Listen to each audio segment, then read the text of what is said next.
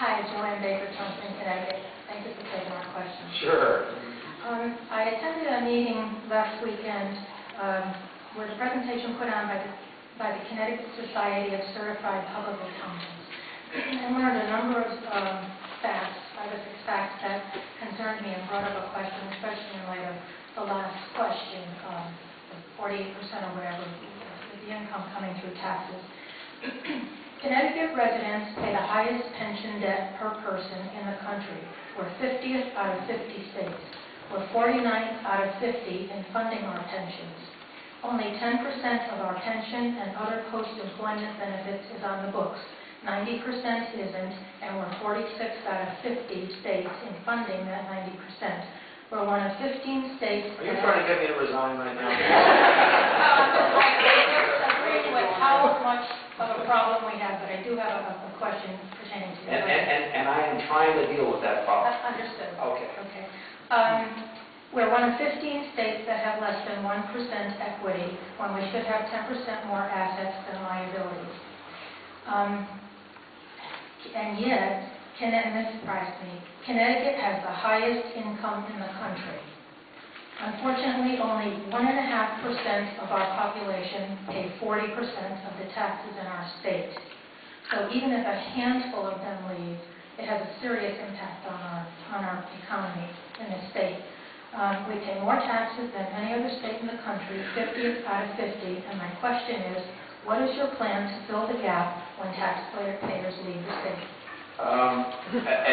Thank you for the question. I mean, let's start with a couple of facts. You pointed out we have the highest income in the nation, so it's not surprising that we have the highest tax income in the nation. Let's just put those two statistics side by side. But having said that, what we're doing is benchmarking every step of the way. So, for instance, on the sales tax side, we'll maintain a competitive advantage against the states that we're most in direct competition with. On the income tax side, now let's just drill down to the income tax side for a second. Massachusetts has a flat rate of 5.5%. Our maximum rate will be 6.7% under my plan. But Massachusetts taxes capital gains. We don't tax capital gains. That's a substantial advantage, which in total we need to maintain. Otherwise, we will see dollars flee and individuals flee to Massachusetts. Likewise, we have to maintain a substantial advantage to New Jersey and New York, particularly in the part of the state where I come from. And we do that. We do it in every step, almost every step of the way. Some of these things are, might be a little bit higher than one state or a lot lower than others in another state. This is a lot of thought went into this. A lot of thought went into this. And you know what? We need to change ourselves and change our government, but we need to do it over time. Otherwise, we're going to waste a lot of money. And this is the down payment on that kind of change. Every statistic that you talked about, by the way, you know why we got in that hole? In my opinion, we didn't comply with generally accepted accounting principles. We didn't tell the truth. We didn't keep our books properly. And then, one other thing, let me just say this. In becoming a state that was more and more reliant on fewer and fewer people, it made it easier to make bad decisions. And the steady habit that we've had, more often than not, is to make bad decisions. Yes, bad decisions, though, of our legislatures primarily are more and more spending. And I don't see a significant cut in spending. As a matter of fact, the budget gets raised to $2 billion. And if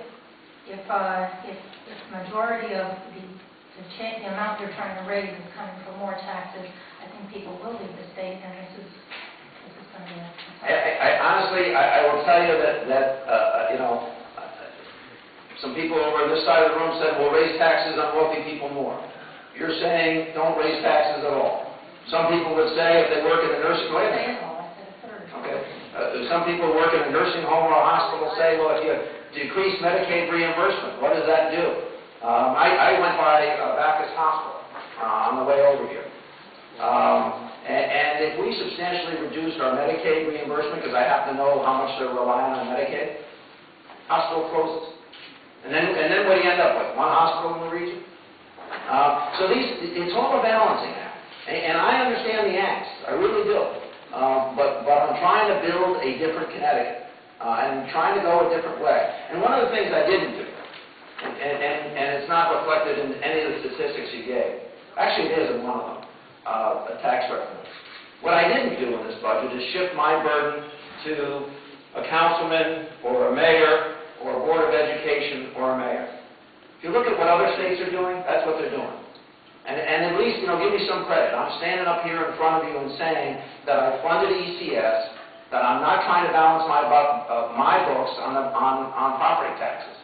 I agree with you, and I appreciate that you didn't bring it back down to the towns as much as you could have, and I recognize that. And my point is, it's the expenses that have got to get cut significantly more than anything else.